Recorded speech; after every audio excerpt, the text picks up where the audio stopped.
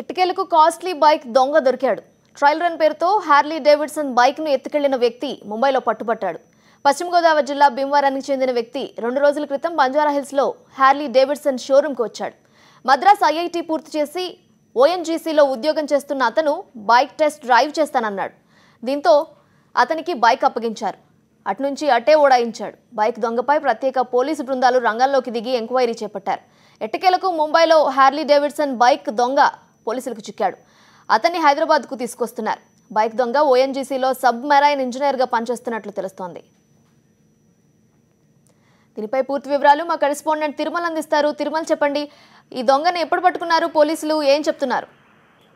నీలిమ గత 3 రోజుల క్రితం ఏదైతే నగరం నడిబొడ్డులో ఉన్నటువంటి బంజారాహిల్స్ ఉన్నటువంటి హార్లీ డేవిడ్సన్ షోరూమ్ కి సూటు బూటు ధరించినటువంటి ఒక వ్యక్తి రావడం జరిగింది. తాను ఒక ఉన్నతమైన కంపెనీలో ఉద్యోగం చేస్తున్నాను, దాదాపు నెలకు 2 లక్షల వరకు జీతం వస్తుందని కూడా షోరూమ్ లో ఉన్నటువంటి నిర్వాహకులను పూర్తిగా నమ్మించడం జరిగింది. అతని మాటలు నమ్మినటువంటి షోరూమ్ యాజమాన్యం అతనికి 6 లక్షలు విలువ చేసేటువంటి Harley Davidson bike test drive కోసం ఇవ్వడం జరిగింది. ఆ బైక్ తీసుకొని వెళ్ళినటువంటి వ్యక్తి ఇంతకీ తిరిగి రాకపోవడంతో 3 గంటల పాటు వేచి చూసినటువంటి షోరూమ్ నిర్వాహకులు సమీపంలోని బంజారాహిల్స్ పోలీస్ స్టేషన్ లో ఫిర్యాదు చేసుకోవడం జరిగింది. అదేవిధంగా అతను వచ్చినప్పటి నుంచి బయటికి వెళ్లే వరకు అతను షోరూమ్ లో ఏర్పాటు చేసినటువంటి సీసీ కెమెరా ఫుటేజ్ ని కూడా వాళ్ళు పోలీసులు అందించడం జరిగింది. అయితే సీసీ కెమెరా ఫుటేజ్ లో లభించినటువంటి ఆధారంగా చేసుకున్నటువంటి బంజారాహిల్స్ పోలీసులు ఈ కేసును ఒక ప్రతిష్టాత్మకంగా తీసుకున్నారు. అంటే గతంలో ఇటువంటి తరహా దొంగతనాలు ఎప్పుడు జరిగినప్పటికీ కూడా ఒక వ్యక్తి ఒంటరిగా వచ్చినటువంటి వ్యక్తి ఈ తరహా రకమైనటువంటి మోసానికి పాల్పడడం, అది ఒక విలువైనటువంటి వాహనాన్ని తీసుకెళ్లడం పట్ల కూడా పోలీసులు దీన్ని సీరియస్ గా పరిగణించారు.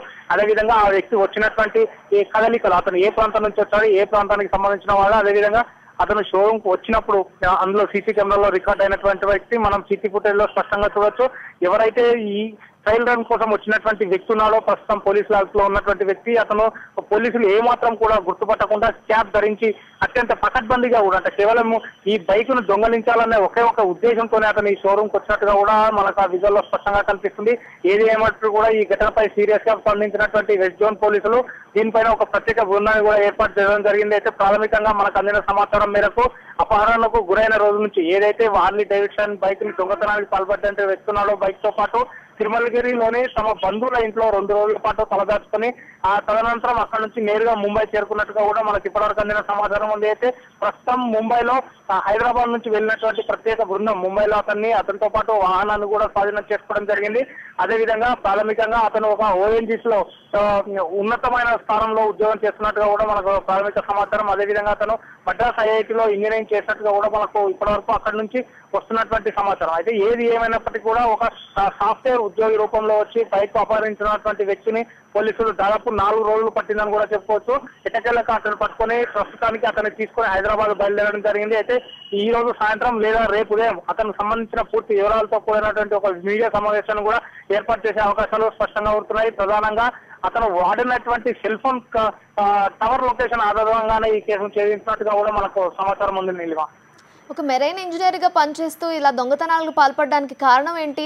ఇంతకు ముందు కూడా దొంగతనాలకు ఇలా పాల్పడేవాడా? పోలీసులు ఏమంటున్నారు?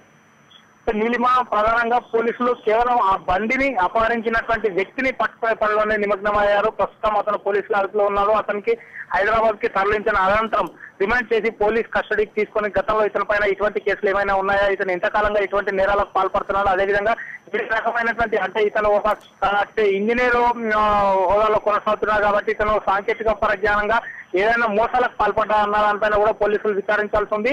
ఇతనికి సంబంధించిన పూర్తి వివరాలు తెలియడానికి మరింత సమయం పట్టే అవకాశాలు స్పష్టంగా ఉన్నాయి. Neelima, thanks for the details Tirumala.